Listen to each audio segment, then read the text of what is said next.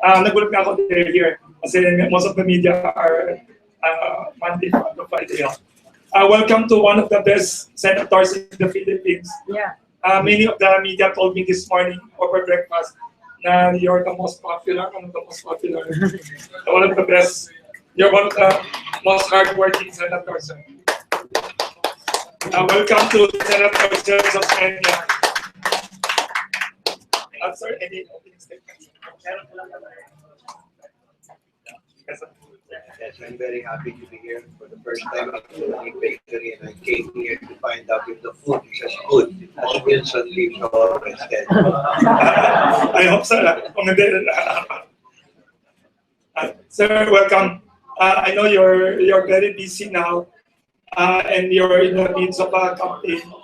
Sir, we'd like to ask the media to ask questions later on, but maybe I'd like to start.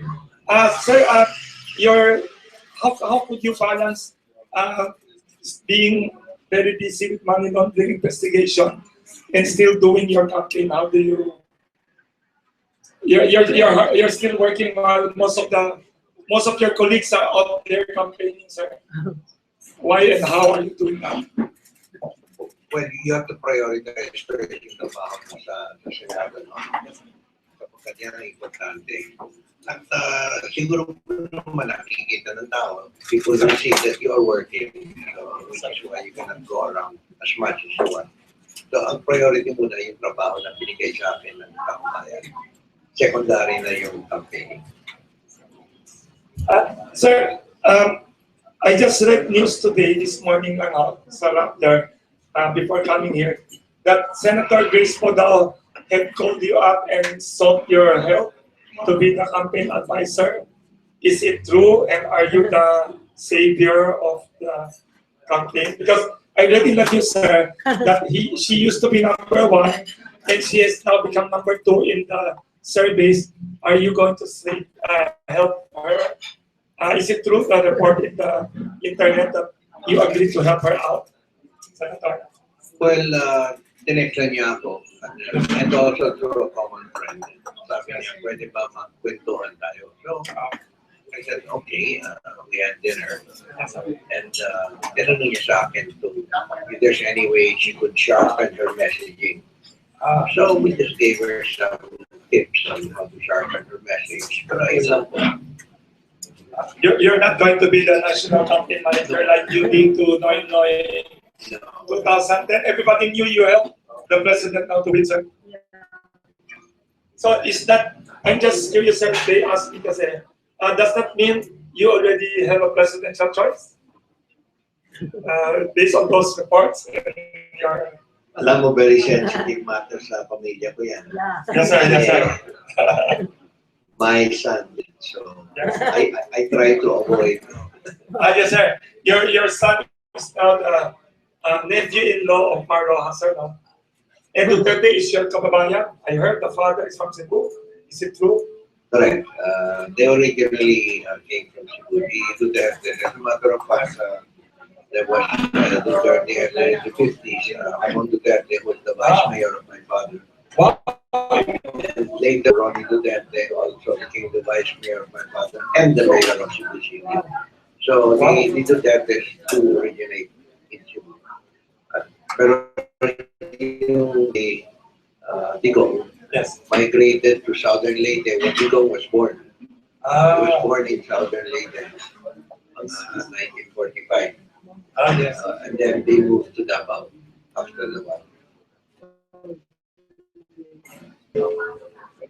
Senador, kailan kayo nagkita? Kailan ako kayo nagkita ni Senador? Yes, Senator Grace. When did you meet for dinner? Siguro mga 1 week ago or 10 days ago. So 1 week ago.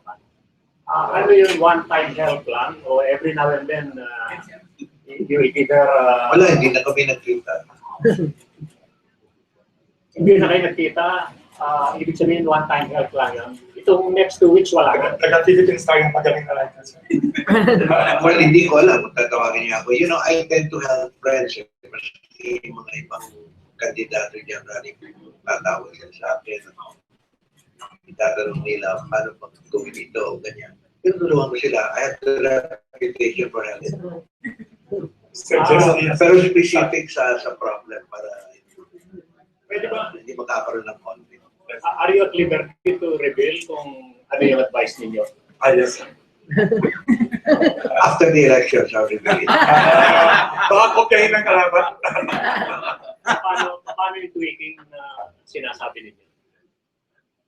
You know, very persistent yung question. Magaling nga sa Philippines. Siya din may tinanong kay Dikito 2 days ago here. Dikito was here, sir. Nagulat ako. Ba't ka nagulat? Kasi... Parang command yan eh. Pag sinabi ni Wilson Lee, Ay, di naman, tumating sir. Sir, di naman, sir. But, sir, believe ako sa inyo, you have 3 presidential candidates na possibly asking your help. Sir, isa pa ako, I'd like to ask. May tanong pa si Jess. Baka may tanong pa si Jess. Sir, everybody knows you are helping one of the vice presidential candidates that you are at liberty to disclose naman. You have chosen already your VP candidate, sir. Ano pa? Noon pa. Si Lenny Robredo. Sir, it's her birthday today. I better text her. Yes, you should text her. She woke up very early, 5 a.m. I texted her past midnight. It's her birthday, sir. Sir, can you analyze the political landscape to us now? This is a very peculiar election, or does it remind you of the FBR election? You're a very astute analyst of politics, sir. How do you see what's happening now, sir? Alam mo, it depends on what context you want to look at the elections. Yes, sir. Are you looking at process? Are you looking at personalities? Are you looking at ideology? Depende yan. Yes. Ngunit sa ating bansa, wala naman ideology yung mga partido natin. Kaya it's all a matter of personalities that drive the party rather than the other way around. No? Yes, sir. So, if you go back to 1992, for example, Yes.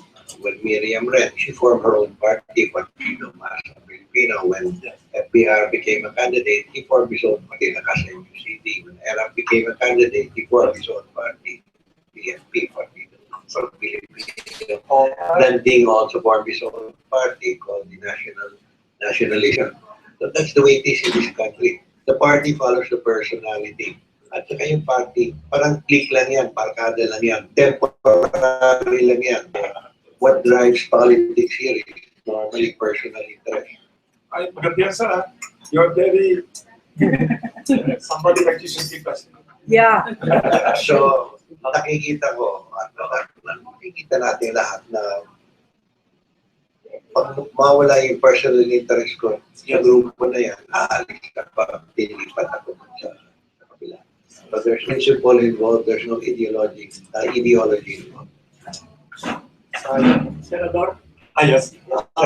since Just yes. since 1 week ago pa kanyo or 10 days ago pa yung meeting, Talagay ko. That's all later. sinunod yung advice ninyo. At least makikita ninyo na, may 1 week Hindi naman sinusunod eh. kahit din ang susunod. Okay. Kaya pa ba habulin 7 percentage points? In 3 weeks, 2 weeks, 2 weeks to go. 2 weeks na lang. Almost 2 weeks. Yeah. Is 7 points possible in 2 Yeah, weeks? about this time it seems that the people have almost made up their mind. Pero dun sa medyo sa taas ng voters Yes. for a candidate, meron pa nga soft votes pa dyan. Yes. Yung mga hardcore votes, let's say, nakakakuha ka ng 25%. Yung hardcore mo dyan ngayon, by this time, is about 20%. Yung 5%, persuadable pa yan. Pwede pa yan lumipat. So, while the sentiment is firming up, there still is a chance because, remember, the top 20%, those who indicate in a survey that they are going to vote for a particular candidate, that is not as firm as the bottom 20%. So you have to take at least by the top 20% of the. So do you think this is now down to a two-way race now? Like people perceive Pinay weakening konti, tapos still always number 4, number 3. Do you think it's hard to say?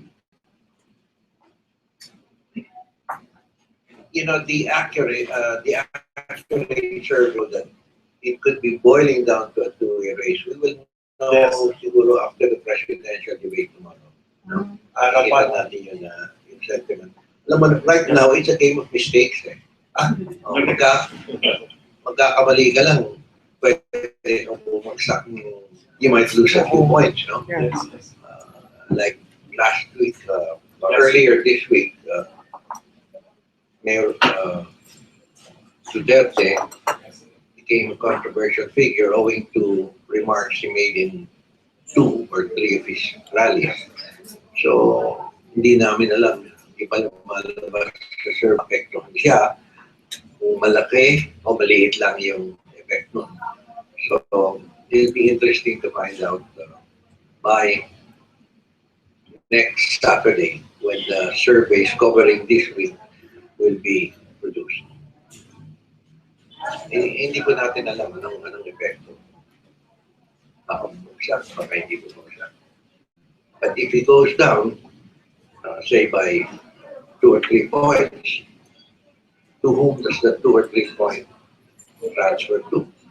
If it transfers only to one candidate, like Grace Poe, so if we think Grace Poe by say 6 points, na wala 3 points sa kanya, tinagdag doon sa boto ni Grace Poe, magiging tayo sila. Diba? Finish ito. No. I'm not saying that's what will happen. I'm saying that if he drops, so it will transfer to in particular next to him in the survey. We could have a tie. So in the last, I'm not saying that will happen. I'm saying there's a possibility. Like you, with your credibility, endorsing someone would have an effect psychologically, sir. Hindi naman tayo si Aquino eh.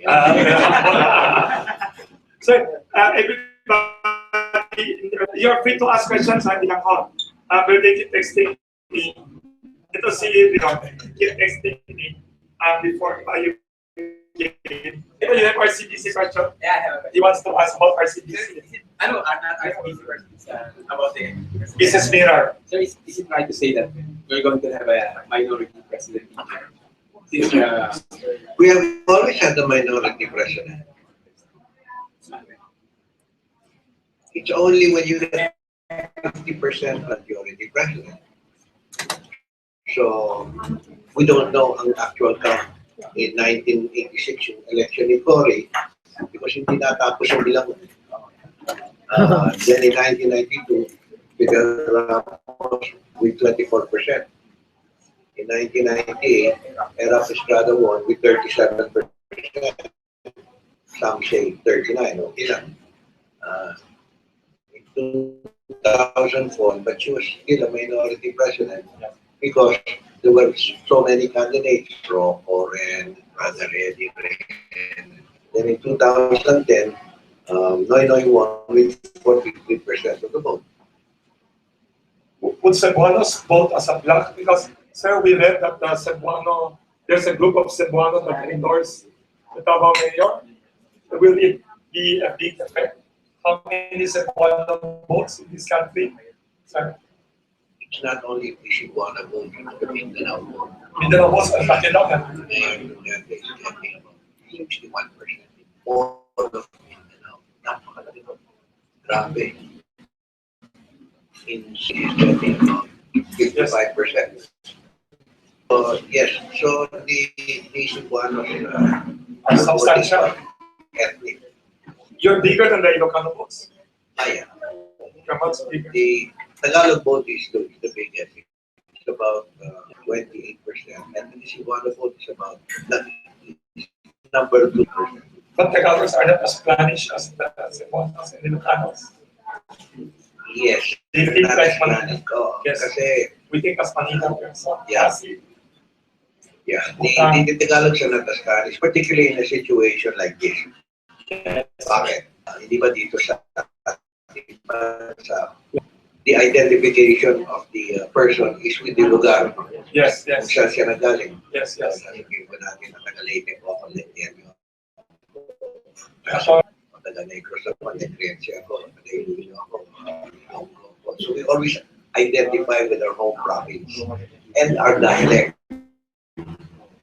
So ganun po yun. So pag sasabihin po, if we haven't had a Cebuano president, si President Garcia, di masisihan sila and they would tend to have a bias. All other things being equal to vote for the person that they know. Number two is the manner of communication. Mas madali kausapin kung Bisaya ka, kung Bisaya man sa gente. So there's communication. Third, alam mo naman na magpapabor, all other things being equal. Magpapabor yan sa inyo. Eh, taga-Iloilo yan eh. So, Bicolano. Bicolano, malakas yung ethnic vote doon sa Bicol. The Bicol was known for having a very strong ethnic. As a matter of fact, sa senatorial elections noon, hindi na nga ako pupunta sa Bicol minsan. Bakit? Bicolano talaga. Hindi, kasi sabi ko sa kanila, after the election, mga kaibigan ko, oh, ikaw, ilang beses ka nakabisita sa Bicol? Yung isa, 150 times. Wow. Hindi, kasi he was Senator Tiano. During his days, PRRM, rural reconstruction, you know, all over the country, siya, di ba? Yung Secretary of Health pa. So, pag-atisang nag-ikot. So, sige, tingnan po natin. Kinakanta ako, no, naman sa Bicol. I've never been to Bicol in my life, but I'll explain to you after the election. No, at that time, in 19 elections, I'll explain to you why I did not go to Bicol. First, there's some places where may upside pa ako. So, doon ako pupunta. Punta ako ng Batangas, punta ako ng Bulacan. After the elections, dumating yung balota. Yung resulta ng elections. Si Janet Lapier, si Senator. Number one, Bicol. Raul Roco, 1.2 million vote. Bicolano. Number two, Manasa, 1 million votes. Bicolano. Kit Tatan, 900,000. Bicolano din. Number four, Gloria Arroyo, 500,000. Number five, Frank Drilon, 360,000. Number six, Lapierre, 390,000. Number seven, Osmeña, 330,000. That's why I did not go to Bicol.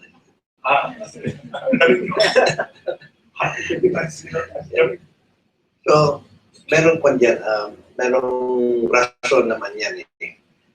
The Bicolanos studied the history of voting in Bicol. Nakikita ko pag may tumatakbo ng Bicolano, talagang tinadyak nila lahat ng mga So, yung RCBC pala, ay, isa na, Senator, you spoke about the presidential race, but on the vice presidential race, is it still a two-man race to your perception, or will there be some surprises in the next 2 weeks? I don't know if there will be surprises. I cannot really. It seems that the surveys accurately reflect what the people are feeling at the time. So, Bongbong Marcos seems to be in the lead, and Lenny number two. But you said because Cheese is only 2 points behind Lenny, so parang tiring sila for number two. And then Peter is catching up. Nakikita ko yung number niya na mabilis umakyat. So I think the last time I saw him, it was already about 18%. So 18% siya, 20%, 22% si Lenny. still Very close, yeah. So, Quite close. so I read in the Facebook, yung Inquirer writer who was here, the 2 term, and the reason daw Bongbong is so strong is because of what happened in the last 6 years. The government, do you think it's a protest? Once they like these two people, but they're just frustrated and fed up. Is it partly? I think they also like them. They also like that. Yes. Charismatic. All over the world. Yes, sir. The voter has to like you first before he will listen to you. Kung hindi ka nagugustuhan ng budate, hindi yan makikinig. Basta anong sabihin mo, mas gaano kaganda yung speech mo, gaano ka-rational, wala na, locked out ka na sa brain nila. So, first, the first thing that the voter has to do is to form an emotional bond with the candidate, or the other way around, the candidate is to form an emotional bond with the voter. Pag nagustuhan ka na, okay naman siya, mukhang simpatiko naman, mukhang mabait, mukhang nakikinig. I like some of his ideas. Pero pag suplado ka, mayabang ka, wala na, maski napaka-genius mo, hindi na sila makikinig. That's what happens. Sir, you're on top of the RCBC monitoring and out this coming week, saying who are the masterminds. If you write the report on Camel Committee this coming week, we're not going to be ready for another 3 to 4 months. 3 to 4 months back. Yeah, we have to So study complicated, that. Very complicated. Hindi nga namin alam ano nangyari. Sir, I'm lost with all the details. I was so, Kito was here 2-3 days ago. I still could not. I thought I'd get the truth. You tell us your readings. Baka may insight na people in the media. Okay. Money getting dirty money, meaning money earned activities na hindi legal, na talagang kailangan may tax.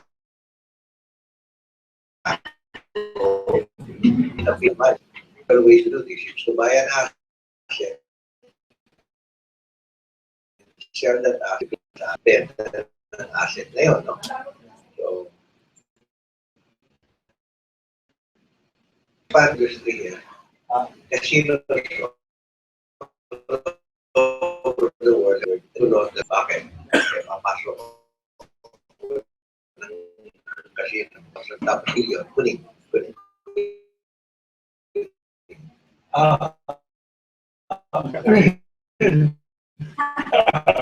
Tatanong na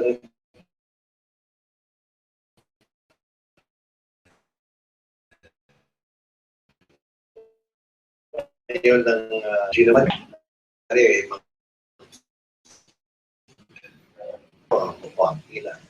mas yung matalo ko ng 100,000, okay lang. Pero pag change ng tips ko, legal na. Kasi pinaalan na ako sa kanila. Tanong sa kanila. I encash 900,000 pesos. Is pa ba kayo? Past 2 weeks. No more because most of the committee members are out campaigning, so campaigning cannot attend anymore.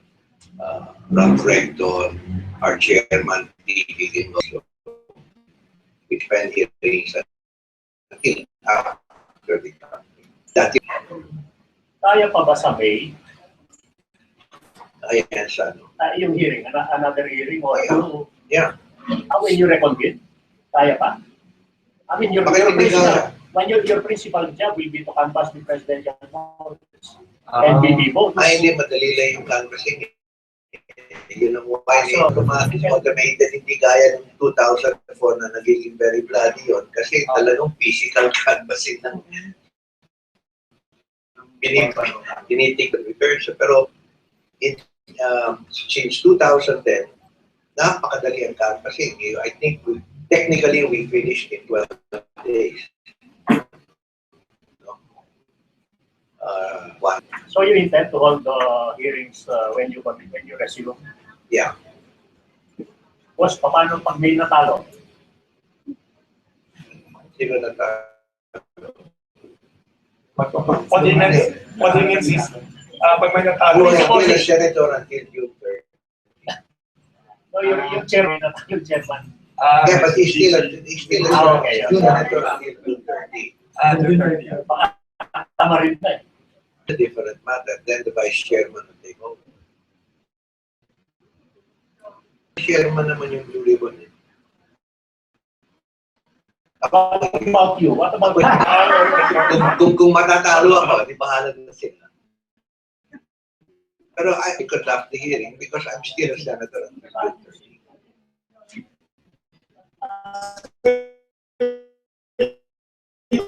Steve will give question si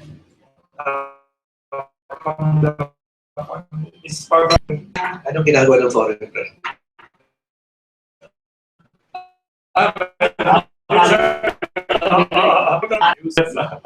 Senator, my question is, of course you belong to the Liberal Party. I don't know. Sorry. Sorry. Do you think the party next, a new ruling party, a new ruling he party? wants a furious forecast. Yeah, a forecast. No? Can you just give us more or less? Ano ang ibig ruling party? No, okay, I will ask the question. This was fearless forecast of the May 9 election. The second question is, are we really, how do there with the world that the Philippines is not yet haven for money laundering? Let me rephrase your question. First, I cannot predict the outcome of the elections kasi medyo close naman yung labanan na yun. Second, will there be a new group to take over? Yes, it all depends. If this party, which is PVP Laban, will administer the majority party in the Senate, but it will be the administration party, and they will be able to form a coalition in the House, which will be called the majority coalition. Alam mo yung Liberal Party, they don't have a majority in the House, pero nag-coalition sila ng iba't ibang grupo doon, and they call themselves the headed by Speaker. So I don't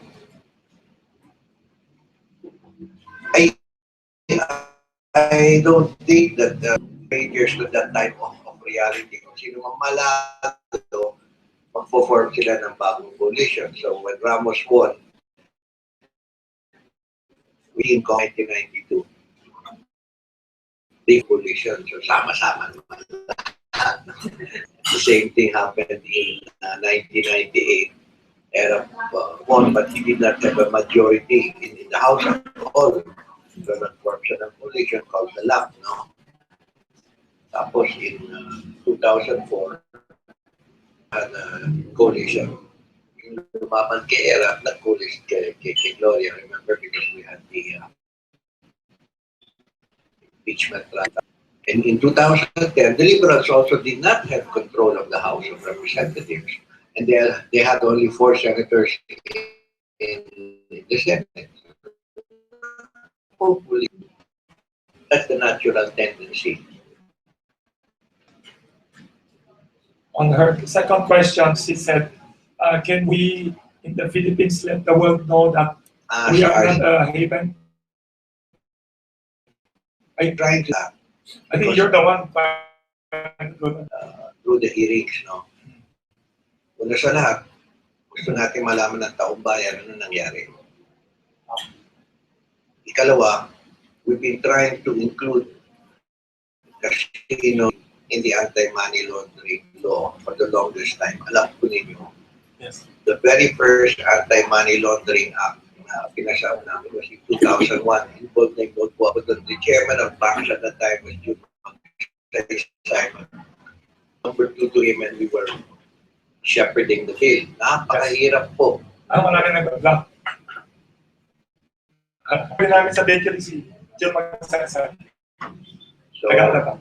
so How did you pass I it? will charge him for Ano, advertising. Loko lang yan. We're very appreciative. Teka muna, tapusin ko muna yun. So, what happened was that in a financial action task force, which is the international body tasked to supervise, oversee the implementation of the Anti-Money Laundering Act. The Anti-Money Laundering Act is born out of 4 treaty commitments that the Philippines agreed to. And when you agree to an international treaty like the Merida Convention, the Vienna Convention, these are 4 treaties overseas crime, terrorism, finance. Nag-agree po tayo doon sa part of our law. Any treaty that the government and by the Senate becomes part of the law. So we went. So pinasa namin the first AMLA to the first came back to us right on the kulang yan. We're not taking you out of the gray list. Nasa gray list na tayo at they were threatening to put us in the black list. Disaster talaga yung blacklist. National banks will deal with us now. Okay? So, na-gray list tayo. They kept us in the gray list. After we passed the 2001 law, we had to amend it. Amend our alright. Tapos hindi pa sila happy kasi ang dami pang kulang. When I became chairman in 2010, tumapit sila sa akin that you have to add additional amendments. So we passed it in 2012. Hindi pa sila happy. So in 2012, and then the Anti-Terrorism Financing Act, which made it a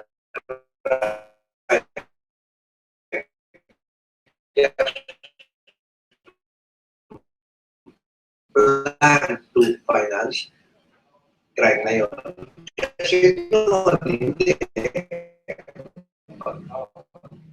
Nahuli mo ako.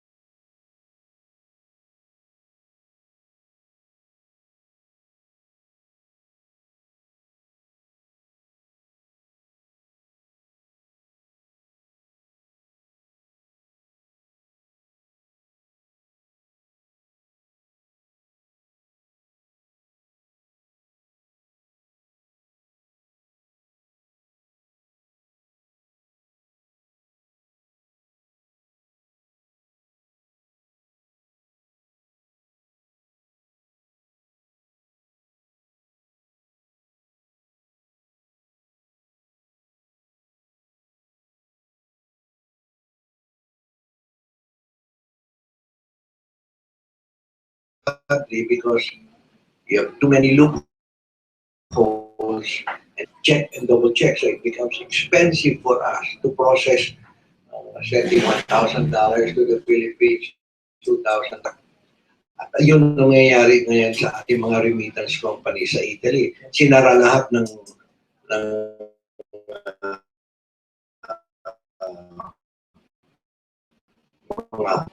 because Italy is very strict in its anti-money laundering law. Well, guys, your regime there is sucks. So they became strict in Italy. So nalugi ngayon yung pan ng BDO remittance office, PI remittance office, Bank, and lately RCBC remittance office. So close down lahat ng mga remittance offices in Italy. It makes it more expensive. Our workers, we have about 220,000 workers in Italy. It's more expensive. Mataas ang presyo.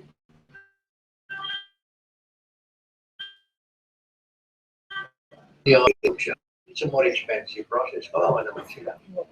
So we want to be in sync with the rest of the world, so that our costs go down low, and that's for our people.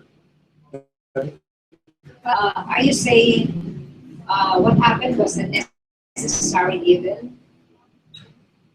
Necessary evil. It will make us.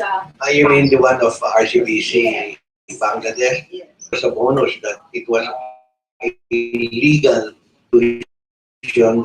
So now, may nag-complain. Yung Bangladesh government mismo ang umangal. And we had the reason to open up the hearings and get more evidence out there. Very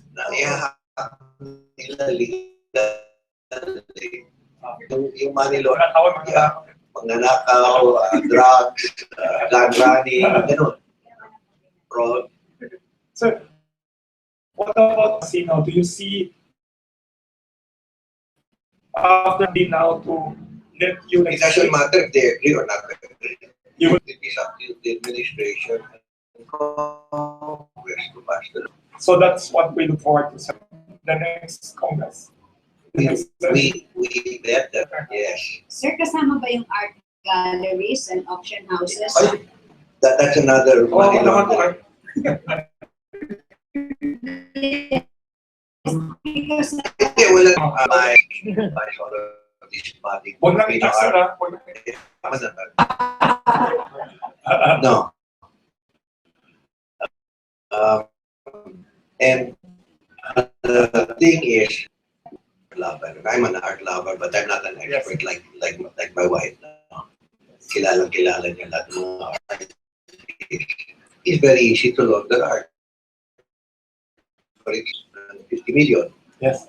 Sasabihin ko sa kaibigan ko, bumali ka ng painting para sa akin, 50 million.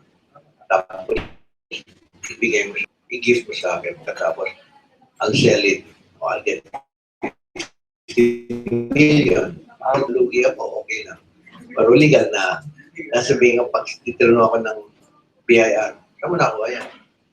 Ibinenta ko yung painting. What I'm saying is that we're not prohibiting the buying and selling of painting or the buying and selling of real estate. What we're saying is that pwede natin ma-minimize kung mako-cover sila ng covered transaction law at saka yung suspicious transaction report. Yun lang. Bakit hindi nakasama yung real estate? Ano? Hindi ko nasasagutin yun. Sino senador ang... Hindi ko nasasagutin. Sir, sino yung Kasama yun eh. against the casino in Nabasa ko yan, ha? No, it's on record anyway. The Senator really was arguing against it. Sir, are you saying that money laundering is also happening in art transactions, like by drug lords and gun runners? Are you saying that it's happening already in the art scene? It will always have opportunity to launder money. Now there are big drug lords and there are small drug lords. The big drug lords, $1 billion, they go to London, the hedge funds there will launder it for you for 30% commission. Wow. Alam ko 20% sir na rin ko chismis. Where did you get that? In the Philippines, I always said 30. 30. Philippines, you heard? 3-0. 3-0. 3-0. This is London or Universal? Universal. Wow, that's the... You will start a new business. No. Mahirap. Iba sa... Iba is title or... Si Senator, I visited his office. He supports nakita at mga good Filipino artists. Nakita ko sa mga tayo on the bago and young and yes. Senator, are you closer to the truth regarding the RCBC issue?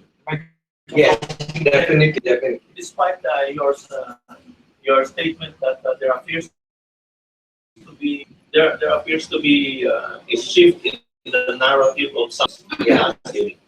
But you know, that's what a good investigator does. You will have 5 witnesses, and not all 5 witnesses will tell the whole truth. They will only tell part of the truth. Kasi kung kasapat sila, siyempre, i-minimize yung participation nila. But if you get all 5 testimonies together and you examine them, you will see the loopholes, you will see an overlap, at naiipit sila minsan. Like, for example, in the last hearing, I got really to admit that she was liar when she said that it was Grosa to order her to give the money to children. Then in the hearing, sabi niya, William po. Galing nyo ha. Pwede pang movie na life story sa from being jailed in March to money laundering. Your life is very exciting. Sila yung nasa eskapo mo. Sila yung nandun sa... You were the Richard Gomez there. Gomez was... wow. So, nagpapansa dito sa bayan dito. Ay, wow. So, sir, if it's true that there are some people who will be going to jail, and there will be some people who will top up the remaining. Will people do? I hope some people will go to jail, but unfortunately, in this country, you haven't seen a rich man go to jail. Oo nga. They go to the hospital. Sorry.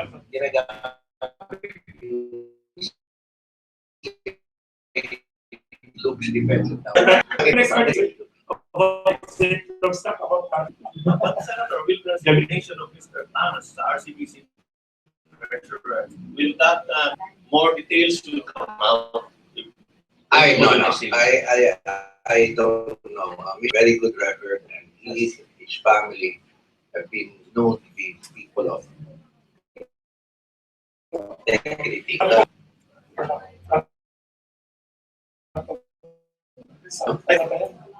I'll send some siya on the matter sa He's regular.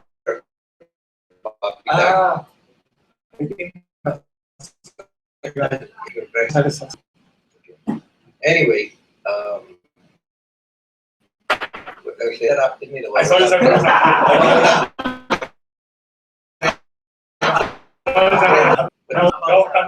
Yeah.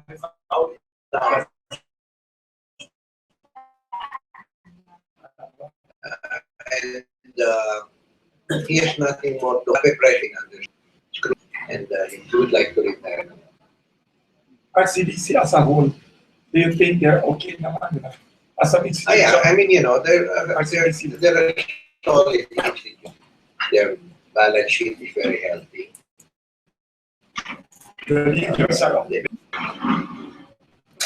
Yeah. Okay. Walang systemic risk dito. I was very careful. Yes. There would be no systemic risk on the banking. Kasi in the beginning, yan ang ginagawa ng mga supporters ng RCBC.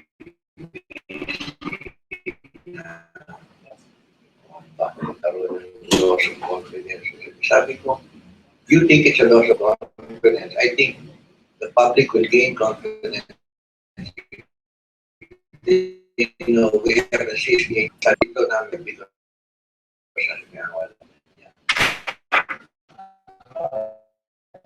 so, I would rather have sunlight. Okay. Sometimes. There are news reports that he is want to do the investigation of their own. Like so many people allegedly involved here.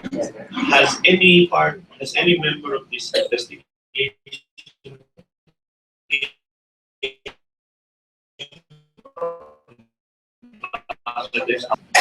We have one is Major General Gomez, no?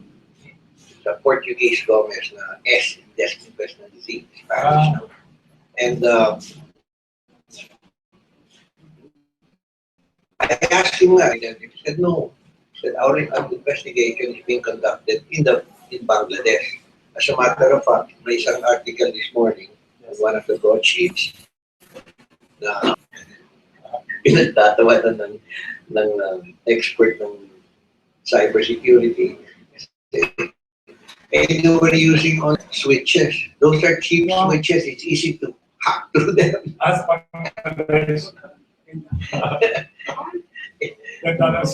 Yes. Yeah. So they did not even have that firewall. Safety measure yung firewall.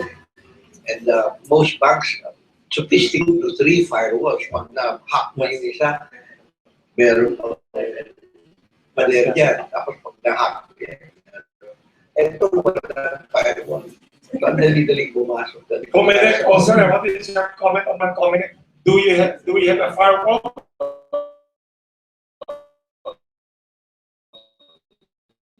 Or just fire?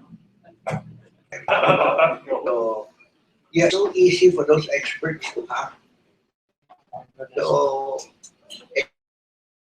kami naman, ignoramus as far as IT is concerned, you really have to get experts to look at your system. Kung malaki-laki yung operations ninyo, kaya ng bangko, kaya ng company, get an international expert to say, paano ba ito ihahakan?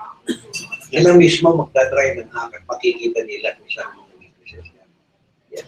Senator, we need to have a DICT now. Yes. Department of Information and Technology.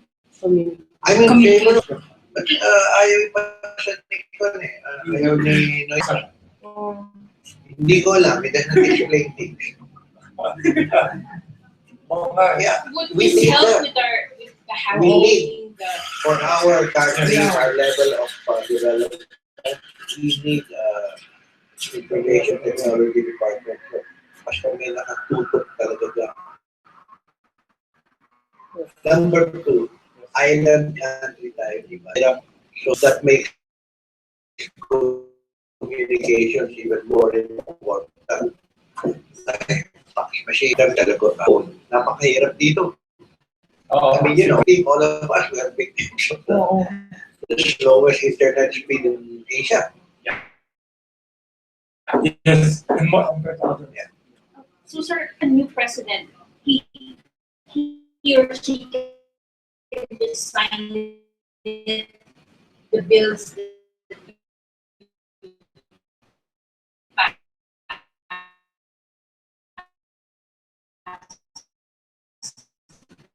or do we have to come up with it? Over years, the Senate is the only constitution kasi there are senators that are still senators. But there are 12 new senators coming in. I mean, not new. So the other 6 are new. That has to be a new Congress. So you have to go to the bill passing process all over. But there's an advantage. Nakaka-hold na kami ng hearings. Tinatanong we conducted hearings. When you study the transcript, kung happy ka na dyan, just hold one hearing in Pasig. That's why we have to elect veterans like you, the amateurs. People who work and who understand. Marami. How much do you think of the $81 million missing can be returned? When we started the hearing, I thought we would, but by putting the open hearing, Amazing na daw gulot ako sa solid ng pera. Yung gulot ako sa solid ng pera. So 30% talaga.